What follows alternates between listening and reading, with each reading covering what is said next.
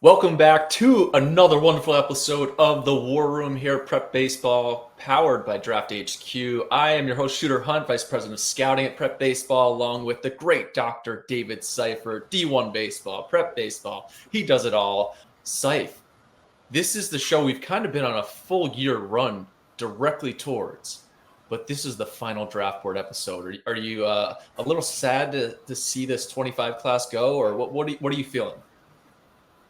Yeah, we've worked, as you said, the past 3 years. You've seen these guys since even before that, and for me, I've seen them 3 years of college. So yeah, to get them off the final board and see them go in the draft, it's kind of a sad ending. But I think our next episode we're going to talk about the preview of the 26 class. So we'll just keep grinding away.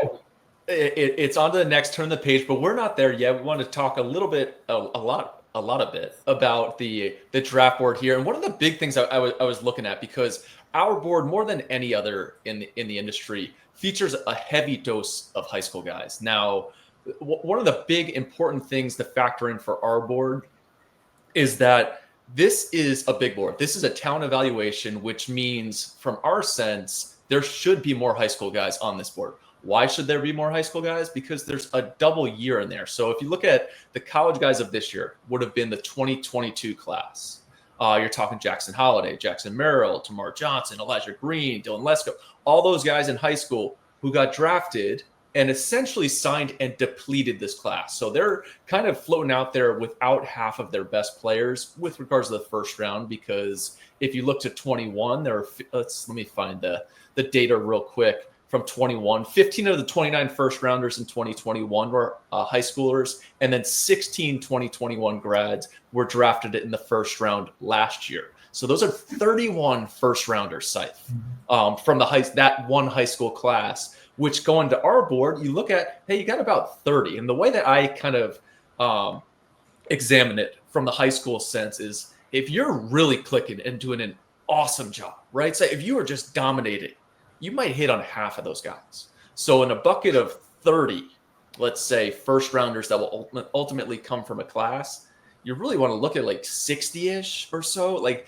it's a big group, because you're not going to get all 30 right. So that's something that I consider. I don't know where you're at on that. We've had so many discussions about it. Like, there's just more talent in high school because the class hasn't been picked through by its initial draft class. What do you think about that?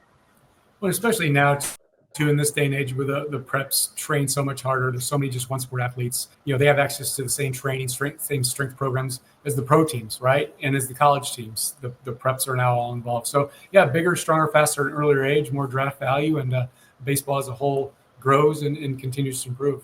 Yeah, without putting a negative in the college class, it's a weakened.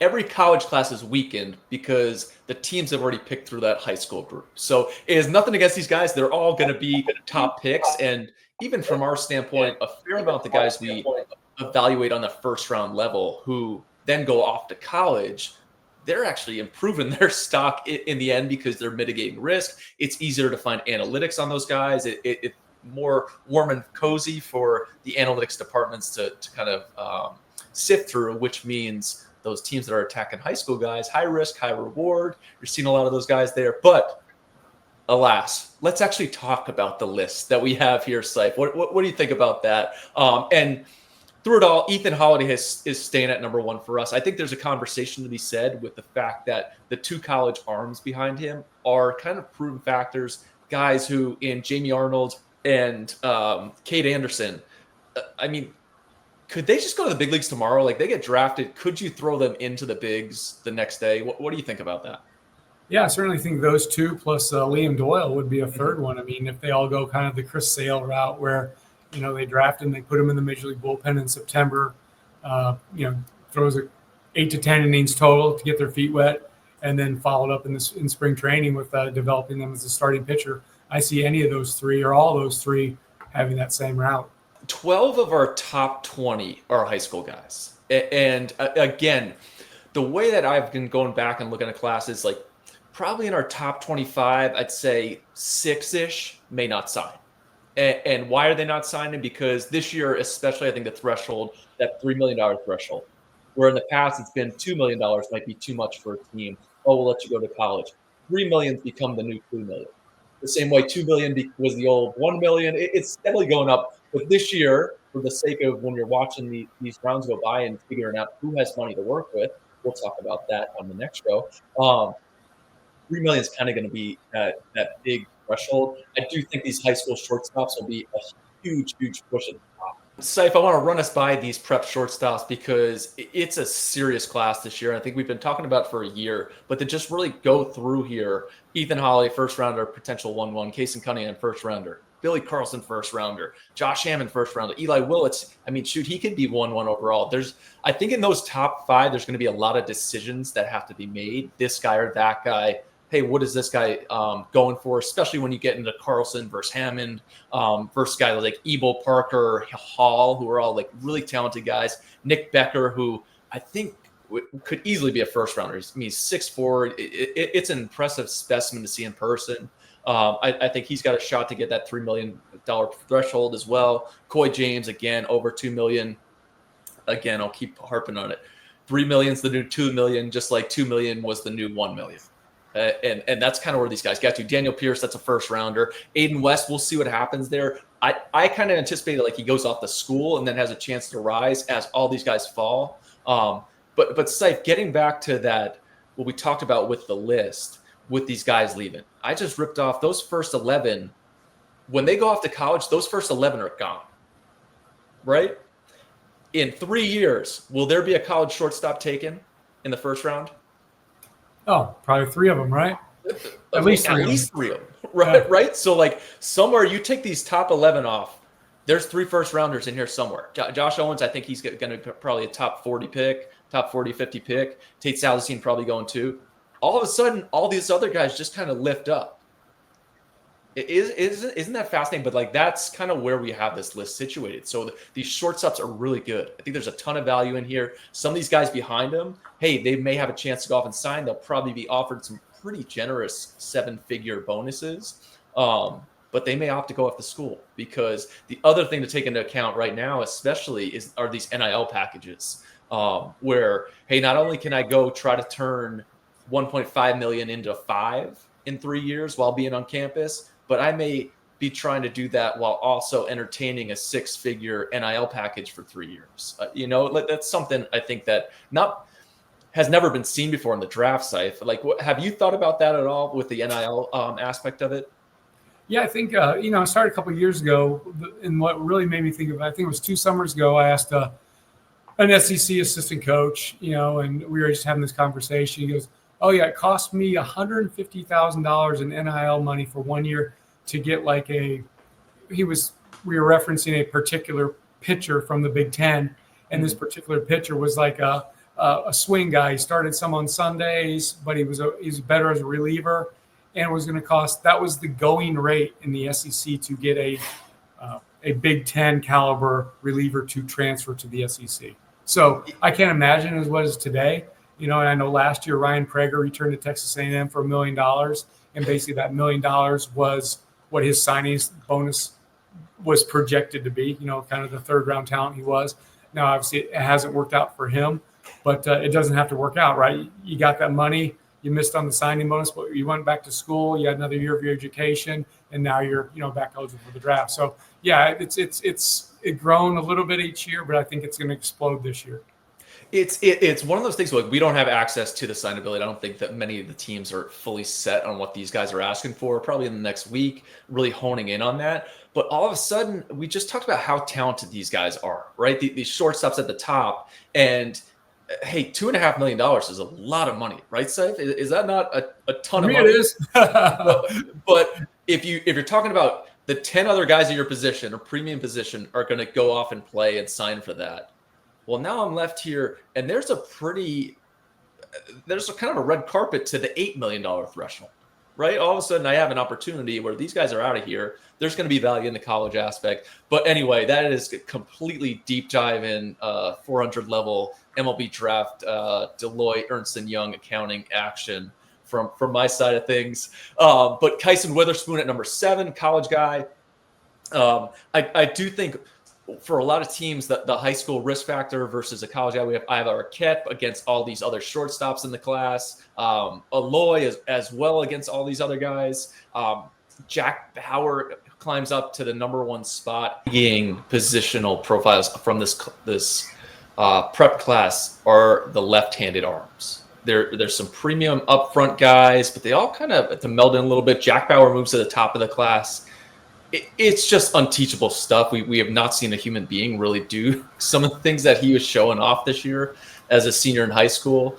Strikes a little bit of a question mark last summer. He alleviated it for the fair amount this spring. I'd anticipate him going, he was up to 102 plus. It's 3 above average pitches in the end. If they can come together, it's hard to just find that. And to me, like finding the unteachable and trying to shoot for the moon, I guess you would say. And if this clicks, then we can't. A lot of teams you just simply can't afford that in the free agent market.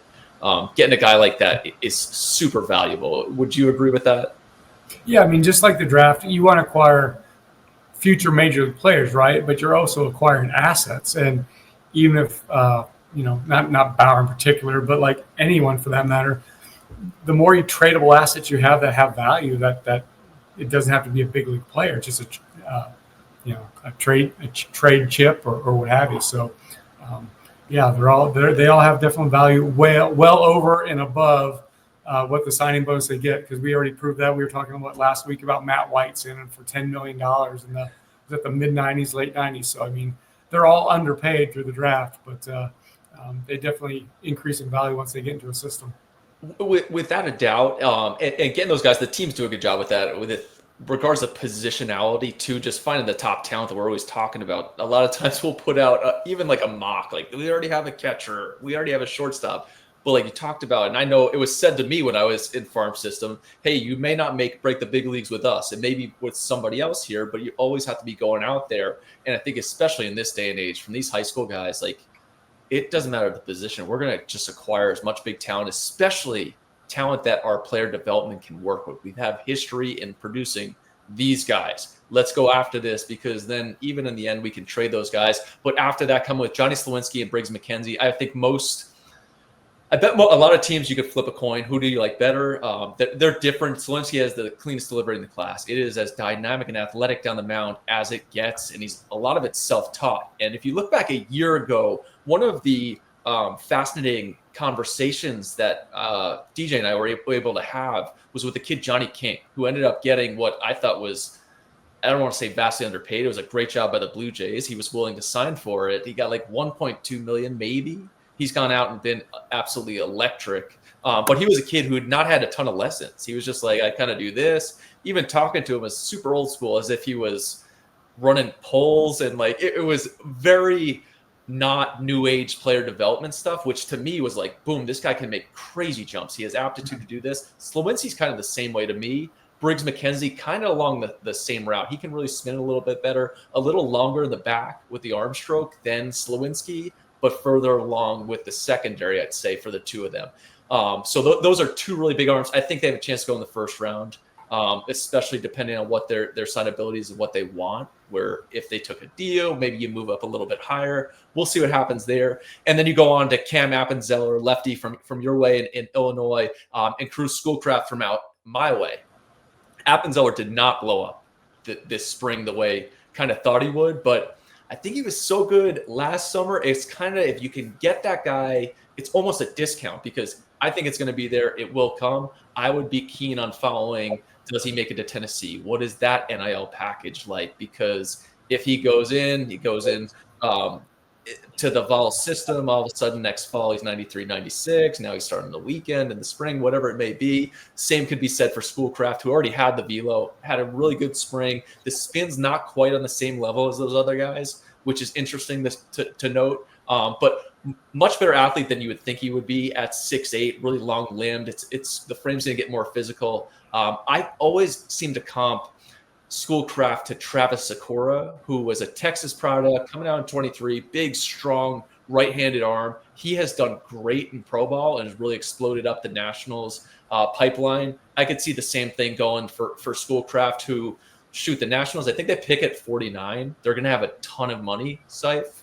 And you could definitely see the Nats going over slot to get a guy like Schoolcraft and bring in that big arm similar to Sakura. But those are 5 southpaws that I just ripped off the top of my head. Frank Carone coming in, Xavier Mitchell, Ethan Rogers, all those guys. I think have a really good shot to get some good coinage in the draft process. What have you? Because we talked about Jamie Arnold, we talked about Liam.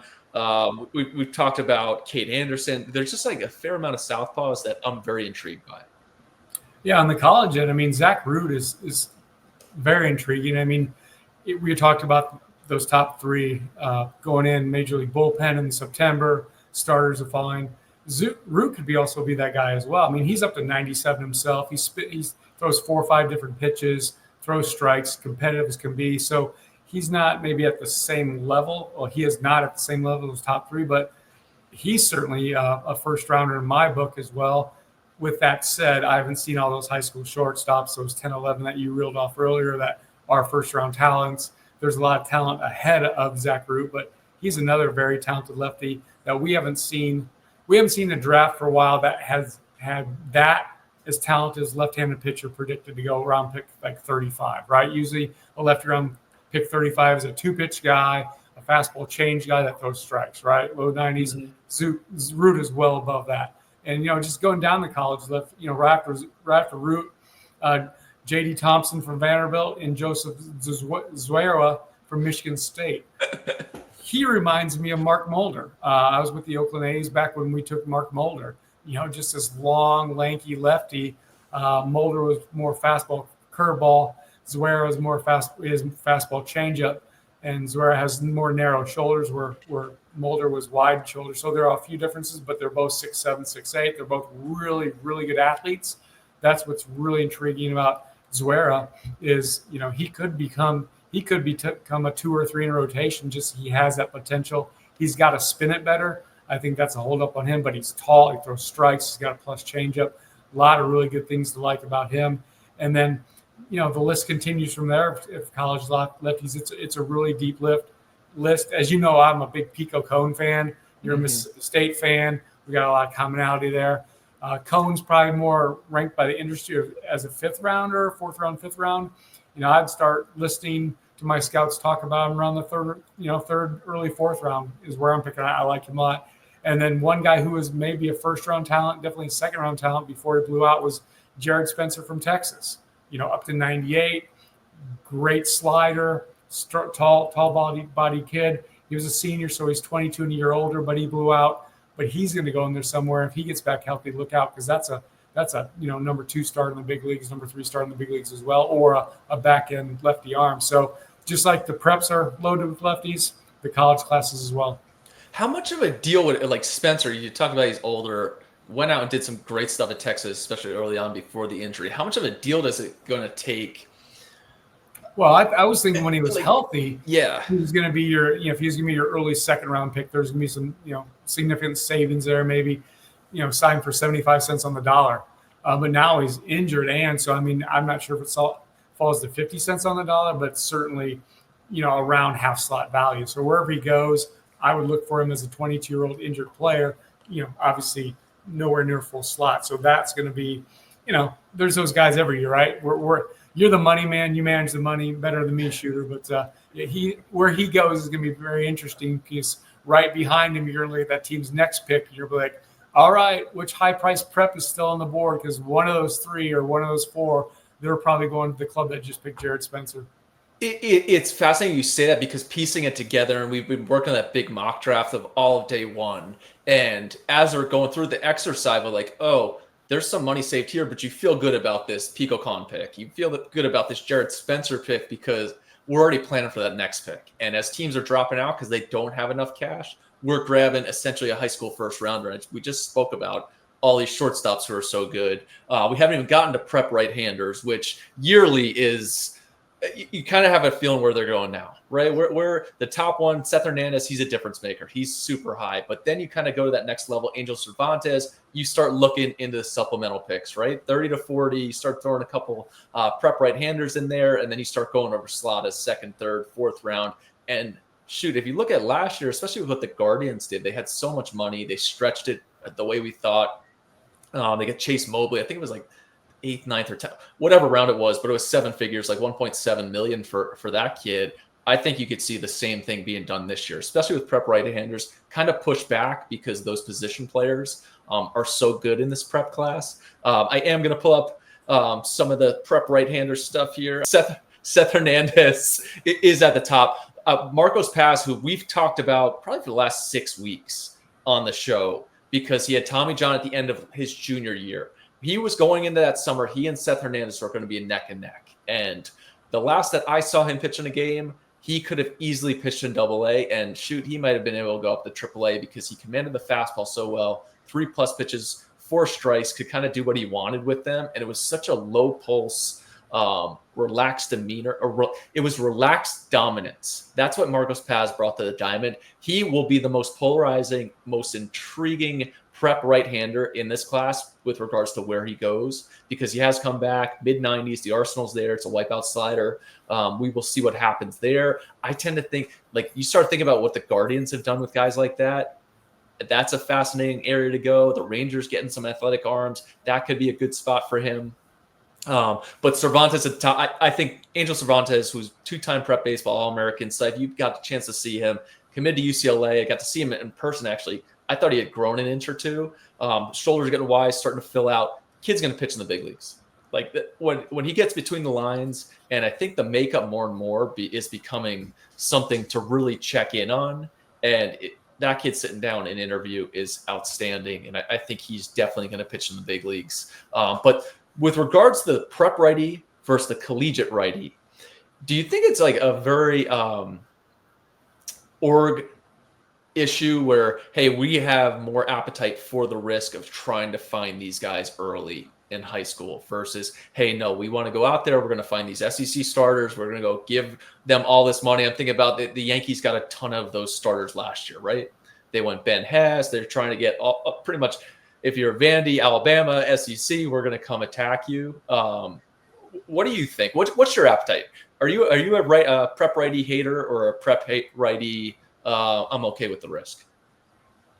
I'm okay at the risk, but I mean, I would by now, it's, to me, a draft is a balanced portfolio, right? So if you're going to go, I probably wouldn't take a prep righty 1-1, but Seth Hernandez sounds like an exception. So I would obviously consider him. But then I'd also have a plan for my second, my third, my fourth, my fifth picks, because I'm not going to take the most risky. I'm not going to take another prep righty, right, in my top 5 picks. So I almost plan like, hey, if you're going to do it, go for it. But you got to surround them by, blue chip, kind of more of the sure thing. But I'm not opposed to anything. I just, but I also buy into like, hey, you don't probably need to take a catcher in the top 20 overall picks, because it's shown that a lot of the elite catchers, Cal Raleigh, 3rd rounder, right? Like those guys, you don't have to pick them up high. They develop into really good big leaguers. So I hate to say it, I'm not opposed to any one demographic, just best man up, try to sign the best man who your scouts have identified. I, as you know, love the accounting aspect of it. How much talent can we get? Let's get not just quality, but let's get quality and quantity as well. I do think from the prep side, one of the things that in following our draft board over the last few years, especially, a lot of stuff's coming from the top 25, right? The top 25, looking at a ton of first rounders in there, if not the entire top 30 being evaluated at that level. From there, half will sign in the first round, half move on. We're sifting more guys in, guys get better and shift around. What I have seen is almost every year, here are 2 things, Seif. There's going to be a 7-figure guy who signs from the state of Missouri. There's one every year, prep guy. Every year, there's one. So I started going around, who could this be? Okay, maybe Camden Lohman, a righty. Tyler Wood, who's got an electric arm, where we're going after a guy. I think back to Carson Milbrandt, who's the Marlins took. DJ took from the Marlins.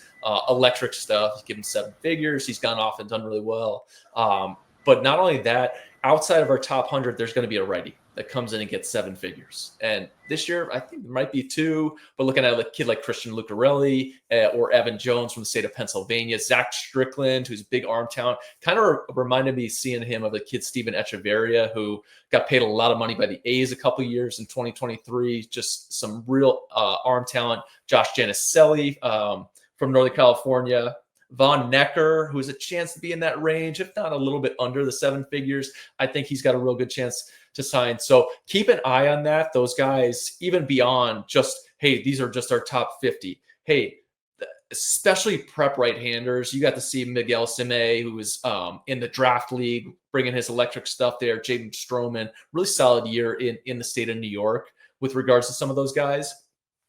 So those are kind of with regards to the prep righties. Outside of Seth Hernandez, who sits at the top, Marcos Paz right there, Angel Cervantes, Matthew Fisher, Aaron Watson, who's really jumped up, had a great end to his year. The progression and just how easy his velocity comes, I think, is something that teams are going to crave. I could really see him jumping into that top 40 mix, or being some team's first right-hander just because of how easy it is and athletic from the right-hander side. But after that, the grouping gets big, right? Like, this guy's not ranked high enough. He's not here. Well, there's a lot of prep righties.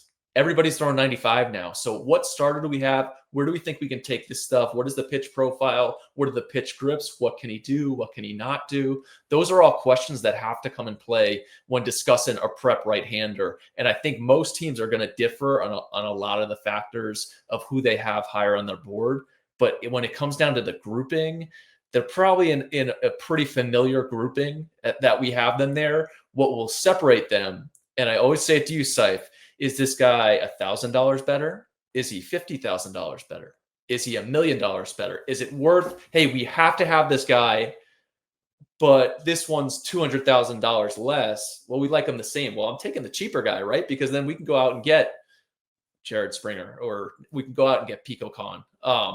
That's what I'm constantly looking. You have to be looking ahead, and you have to know. And I think it puts a lot of weight on the area guys to really know your player and dive in deep. Your scouting director really know the agents, who's going to kind of jerk you around a little bit versus who is going to be, hey, straightforward. This is what I got here. It's a tough job to piece things together. And if you look at last year's Seif, especially, I think last year more than ever, we had guys who got drafted high who did not sign. And I don't know if that will, not that it's going to scare teams off, but like, they have to consider this kid may say, hey, I'm going to take this package to the SEC and I'll be okay. But accounting, Seif, that is what we will be preaching. You will come on to the live draft show, which you'll have to tune in on. Be sure to check us out on all the social avenues, whether it's our Prep Baseball YouTube page or especially on Twitter during that night and Instagram.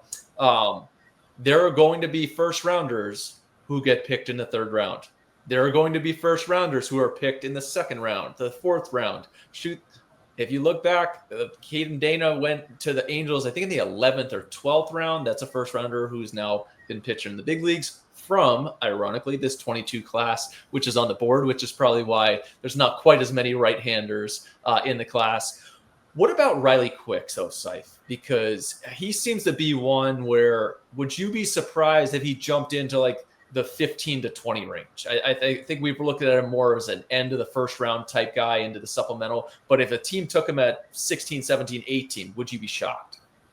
I wouldn't be shocked if there was a discount applied to it, but I just don't think Riley Quick is taking the discount. I mean, he's healthy, he throws 100, he's got a plus, the better slider. I just don't think he goes in that range how the game is today. He doesn't have these huge, great analytics. Again, he has a plus slider. He touches 100, pitches at 96, 97. He's a big dude who maintains it deep into the games. But, he's not that type that everyone's looking for these days, right? So if you look at his strikeouts per innings pitch and things like that, it's low because he's a sinker slider guy. He pitches, I'd say he pitches the contact, but he pounds the bottom half of the zone with a heavy fastball. And he wipes out the slider, and he doesn't really ever have to get to his changeup. So he doesn't really have the numbers to back him up, but he's got the stuff to back him up, but his stuff really isn't the eye candy that we look for today with the high spin fastball up in the zone and a big whiff breaker down in the zone and things like that. But I'm personally a big Quick fan. I just can't see him going that tall without I don't say sizable, but without maybe a 10, 15% discount. Bodine, Caden Bodine, who had a fantastic year. I think he was the Buster Posey Award winner. We've had a ton of discussion about him because it's, hey, are you taking this guy in the first round? And now when we shift over to actually looking at the draft for where he might go, like the Royals have 2 picks. Where the Royals pick at like 20. Let's find them real quick. Royals are at 23 and 28. And the way I'm looking at it is like, if I go at 23 and I take the higher upside guy where there's more risk versus 28, or you could just be like, screw it. We're going both high risk. We're going after these guys. We're not scared right now. We have Bobby Witt Jr. to anchor us for the next 3 decades. Cags, we got Cags last year. We're playing with house money at this point. Those are times with Bodine. Do you think he's more of a supplemental guy, or is it we have to get him with the end of the first round type guy because he's going to be kind of a really good pick for us there? I think in their case, he'd be a really good guy to balance if they go high upside at 23, right? Mm-hmm. Whoever you may get, the Royals are doing a really good job with Witt and with Cags of acquiring high upside guys that they can't get on the free agent market, right? They can't really get in trade. They're doing a great job. They're building their foundation with guys like that. So if they could select another high upside guy, if somebody falls to them like Cags did at 7, I mean, fall to 7, but somebody go there, and then I would go, more conservative with pick 28, and then just again keep building from there. It's the Orioles are the same way, similar, where they're picking at 19, then they head on over. They got back-to-back picks at 30 and 31, where they can do so many different things. They've done a great job going out there and really identifying the right guys in the draft, doing excellent work throughout. I am fascinated by what they would do. My gut says, hey, if we're going to go with the risk, get them early, because these high school guys are so talented in this class, where you can find some of those college guys later. I think at 19, you're looking at like a Xavier Nyans on the board, even Gavin Feen. Those are all guys where, hey, this bat first, we can bring them into our system, do some things that we identify and accelerate within the player development department.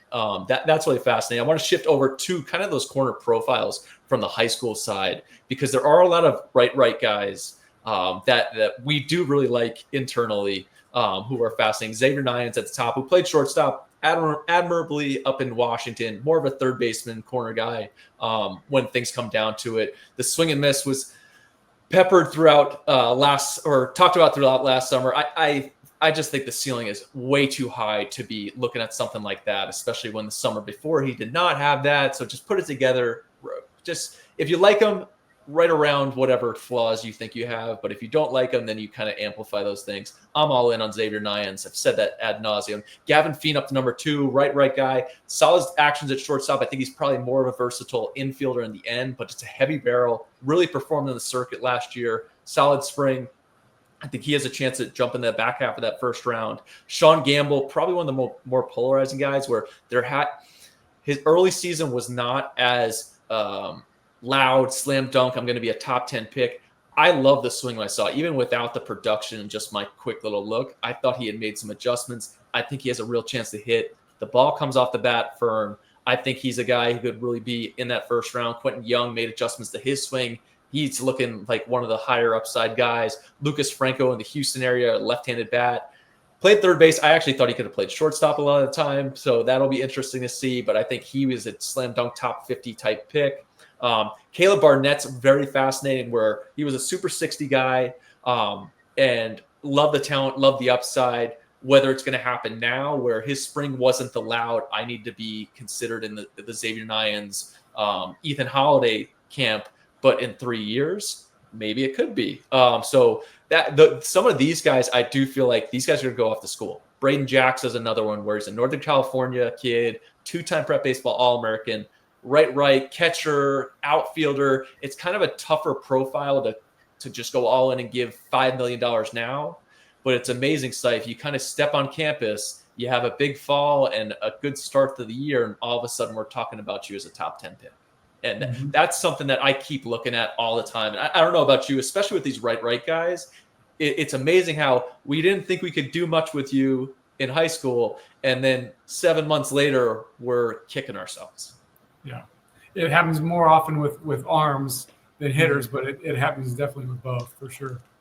And even to that sense, we talked about Janicelli, who's a high school kid from Northern California. He's committed to UCSB. 3 years ago, Tyler Bremner was a high school kid from Southern California, committed to UCSB. And you kind of look at that pipeline, there's an avenue. Hey, this guy has the ingredients. And I think when putting the list together, this is not how it's going to happen, right? We're not going to go into the draft and our top 100 is the way the first 100 picks are going to go. But when we go back and look in 5 years, hey, here's how we had it evaluated. What did this guy do? This team outpaced the Draft HQ team, right? Or, hey, we outpaced the industry here. And I think just having that as less of a moving scale and understanding that this is not where these guys are necessarily going to be picked. That's something that's very, very important. Yeah, our draft board is a reflection of talent. Most other rankings are basically, hey, they're not mock drafts, but they're basically a ranking of like, where are these guys going to get picked? Talent evaluation versus anticipating landing spot. There's a huge difference. I think even Brady Ebel to that extent, we'll see where he goes. If he goes off the school, all of a sudden we're talking about, especially with these type of guys, top player on campus, right? Derek Curriel shooting up, top guy. Stroh-Snyder, the kid at TCU who ended up being, I think he was number 11 on our top guys on campus, right? Didn't get drafted. All of a sudden hey, this guy's a first round evaluation. Boom, he's on campus. Now we're talking about a potential 1-1 pick down there at TCU. So those are important things to factor, which also brings me to my next point is separating the list, right? You can't just go 1 through 500. Even 250 feels on a combined list just nuanced and just not what you want to do. Positionality, prep pitchers, prep lefties, prep righties, catchers, corner infielders, shortstops, doing the same thing with regards to your college guys, which you even go into, hey, this is a reliever, this college reliever, because at a certain point, teams are identifying them. When would the relievers kind of come into play for you with regards to the college guys? Typically, it's always been the third round, early third, but it more so depends on the team's pick, right? Like if it's your fifth pick, it's the third round, definitely. If it's the second round, and you're scarce on picks, you're probably not picking that reliever in the second or third round if you've only had a couple picks or just one pick around. So it really, how many picks you have, but generally speaking, it's that third round when those relievers start getting taken to the openly discussed in the room, like and the days of Nick Birdie when he was a first rounder out of Louisville, as a closer. I think those are definitely over. Partially due because there's so many guys throwing hard these days, right? You don't have to have that closer in the first round. But to answer your question, short third round, late second round, if it's a special type guy. I think there were like 4 or 5 back in 2008 when I went relievers that went in the first. It was. Patrick Forbes. I'm not Forbes from Louisville at the end of the day. Maybe 60% starter, 40% reliever. He'll probably be the first that type of guy to be taken, and he'll probably go in the comp round. He'll probably go around pick 35 somewhere. So I know I just said third round or whatever, but they're going to draft him and they're going to develop him and use every last resource to make him a starter. But there are others as well. AJ Russell, he's a 3-pitch guy from Tennessee, but health-wise, he might benefit from being a setup closer type as opposed to every fifth day starter. So he's got a little reliever risk just for the health history there. You just kind of keep going down the list. Probably the top true reliever. He's proven he can't start. It's not a matter of staying healthy or anything else. It's Chase Shores from LSU. During the regular season for the first half of it, he was a starter. Just couldn't do it. Couldn't get through that line a third time. They put him in the pen, and everybody saw what he did in the College World Series in the postseason. The guy was absolutely dominant, up to 101, 102. He is the truest reliever and the highest rated reliever on our board. We have him at 78, which would be late second round. So kind of went full circle there on your shooter, but Chase Shores is probably that definition this year of who is your best college reliever? It's who's going to be the highest drafted college reliever? Chase Shores. It's so fascinating. And we always talk about how different the MLB draft is, and I love it because we know all the players. So it's like this is getting pieced around, and looking at at signing bonus. So it looks like about pick 32 is the last $3 million slot. And then pick 48 or so is the last $2 million slot. So the top 50 are essentially slotted at $2 million, which is why I'm talking about a lot of these guys are starting to pepper them or place their signability at 3 million, which means the guy who sets it at 2 immediately becomes, oh, this is Mr. Popular. It happens every year. Every year, Seif, and I think the last couple of years it's been those prep guys who, instead of saying they were prep right-handers, instead of saying they want 2 million, those guys who say they want 1.2 to 1.5, they become everybody's sweetheart. That's the guy we're going at. Oh, he's so good. It's amazing how much better you get when you don't cost as much. Yeah. But I mean, to your point earlier though, if you like the guy the same amount, yes, pay less for pay less for it. But it too often happens where they end up liking the guy more because they'll sign for less, and I just think that's the mistake a lot of teams run into.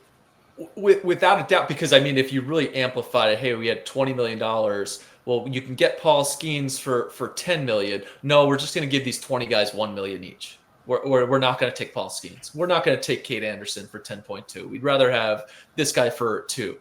Like at some point, you have to be able to separate those tiers and really attack where the talent lies. And that's why I think it comes down to like having really good area guys who go out there and check out the talent and get out there multiple times, get those multiple looks. It is fascinating with regards to those signability. I think you're going to see even the Giants. I think you and I have talked a bunch. I think that second Giants pick, they have one early, and then I think not until like 88. That guy at 88 becomes almost like a second first rounder where they can or send a lot of money that way. The same with the Padres. I think the Padres are at like 95 for their second pick. So we go through a lot of players where these high school guys are essentially coming off the board. They wanted to attack and maybe cut some money in the first pick so that they can double up. I think there's a chance to do that there. That is really diving into mock draft and a lot of accounting for you, Seif, which you always like roll your eyes at me. But there was a chance to acquire a ton of talent from that standpoint. Any guys, Seif, for you on the draft board where it was like, you have to get this guy in. We really want to make sure we have this guy. I know there's a kid at Arizona that you are a big fan of. Yeah, I mean, the outfielders always, I don't know, they don't have as much value maybe as obviously up the middle. Yeah, Aaron Walton from Arizona, I think he's total undervalued guy. I think most clubs probably see him as a 4th round, late 3rd round type guy. But if you just size him up, tailor the tape him to some other guys that are supposed to be second round outfielders, Aaron Walton, he's bigger, he's stronger, he's just as fast, he throws just as well, he has more power, he hit for average, helped lead his team to the College World Series. He's not really out of nowhere. He's out of nowhere in the sense it's his first year at Arizona. So I think clubs were kind of slow warming up to him because I believe he transferred in from Sanford or somewhere in the Southeast. So a lot of area scouts, they didn't really know him, slow to warm up to him. But yeah, I just think on draft day, he's going to go more 2nd round than 4th round, which is kind of where the industry consensus seems to be right now. Another favorite, I think right now, Dean Curley from Tennessee is undervalued. I know he struggled at times this year, but if you look at his numbers at the end of the season, and just straight numbers, pretty darn good. If you dive deeper, even more granular, like he makes high contact. He's got 55, 60 raw power. He has a low strikeout total. I know he struggled defensively at short. They moved to 3rd. It just got into 7th at 3rd. Then he moved to 2nd. I believe he played a little 1st and some outfield. So they kind of moved him all over. But I think he's a much better defensive player than he showed. I just think that was all mental. I think that'll go away just with development and just time. I think he's just an undervalued guy as well.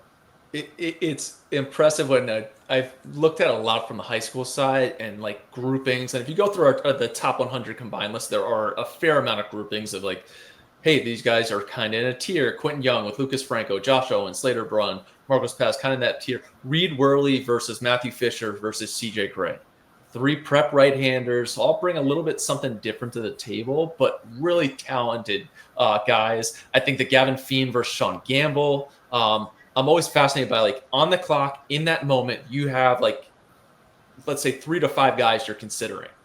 You can only have one, right? So like something happens in that moment. This is my gut. Who is making that decision? This guy's taking this. But those are some of the questions there. Caleb Barnett versus Jacob Parker versus Boston Kellner. I would say 2 of those 3, maybe at least one of those guys gets to school and becomes one of the top prospects in this collegiate class when looking ahead towards 28. Just going all throughout the list of kind of groupings. Prep righties. Here we go, Seif. River Hamilton, Miles Upchurch, Brandon Shannon, Pete Casso. Even Miguel Sime on that list as well. Prep righties, right? Hey, here's a group. These guys are really good, and it goes beyond there. And I'm sure a lot of teams have, hey, how do you not have this guy in here? There's 4 others that we really like here. Yeah, they're all in this group. You start talking about those guys at 1.2 to 1.7, maybe 2 million. There's a pretty substantial group. So be sure to check out prepbaseball.com, where you can check out our draft board, along with even to Instagram, checking out positionality of prep catchers, prep high school, prep right-handers, left-handers, up the middle, shortstops, corner infielders, outfielders. It's an intense amount of information, because these scouting directors, these actual war rooms for MLB clubs, will have all sorts of information in the moment. Their best accountant, David Seifert, will be sitting right next to them, letting them know how much money they can spend on this guy, because there's nothing Seif likes more than it's figuring out how much money this costs. But be sure to check that stuff out. Seif and I are going to be coming back with some mock draft action for all of day 1, which honestly, Seif, all it takes is one pick and it all goes down, down the tubes. The amount of times we've gone over it again, but if this happens, and you could just remake it at all times. So to all those out there who are doing mock drafts, it is a very difficult process, because in the end, it just takes one thing to blow it all up. And that, you know what? Yeah, and especially this year when you have so many talented prep shortstops, it just takes, if you like them the same, like we talked about earlier, if you like 3 of them the same, you're going to sign the one that costs the least, right? So it's just, they're so interchangeable. Yeah, the mock has been super hard to put together this year for sure. And the other, I hope if guys are going to take their names out of the draft, please do it sooner rather than later, so these mock drafts age a little bit better. I would ask for that, but it's going to be. What's your over-under? What's your over-under on the number of players that take themselves out of our top 50 draft board right now? What's the over-under? Well, I would assume most of them are going to take the weekend. So the 4th of July, perfect timing. We will wait till Monday, July 7th, we will start having the trickle. I would say that the SEC is going to lead the way. In our top 100 combined list, you're saying? I'm just going to go our top 50. In our top 50, how many preps do you think take themselves out of the draft? I would say 8 to 10. And I would say the SEC will have a fair amount of those. I would not be surprised if LSU has some of those. And let's see, other schools on here. I think Mississippi State may get some guys. We'll see. We'll see what how the 4th of July weekend goes when teams start doing their due diligence on the signability. But I think 8 would probably be a good number for me to start with. I'll set the line at 7.5. Okay, I'm gonna go 1 college guy. I'm not gonna say his name, but I'm gonna go 1. Especially after last year's site, that was a wild campaign to see all those guys not signing. Although we will have a lot of draft sophomores next year, which we will be discussing on the book turn page to the 2026 class in the next couple of weeks. I know you're heading to the college national team to check some guys out. I'll be checking out some USA trials in the next coming weeks, heading to East Coast Pro. We got the future games, which is going to be outstanding. But on July 13th, the MLB draft will be in Atlanta. Seif and I will be locked in live. Rhett the Jet on the 1s and 2s in the background there. But we will be giving you all your analyzing needs from the MLB draft throughout the entire 105 picks on day 1 into day 2. But until next time, this has been an episode of The War Room. Final draft boards out there, prepbaseball.com, Draft HQ. And until next time, we'll see each and every one of you at the ballpark.